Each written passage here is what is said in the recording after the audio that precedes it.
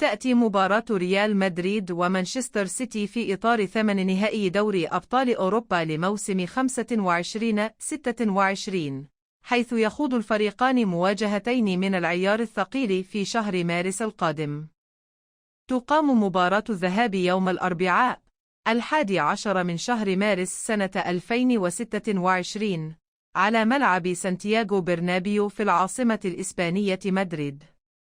وتنطلق صافرة البداية في تمام الساعة 9 ليلاً بتوقيت المغرب وتونس والجزائر، أي الساعة 10 ليلاً بتوقيت مصر، و11 ليلاً بتوقيت السعودية وقطر والكويت.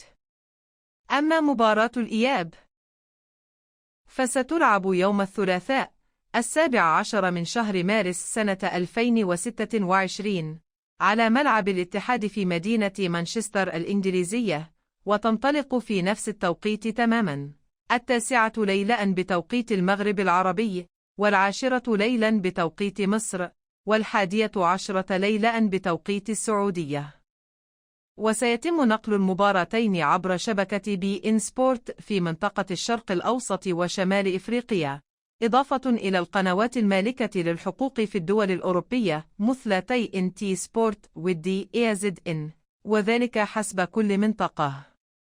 مواجهة كبيرة ومترقبة بين ريال مدريد ومانشستر سيتي.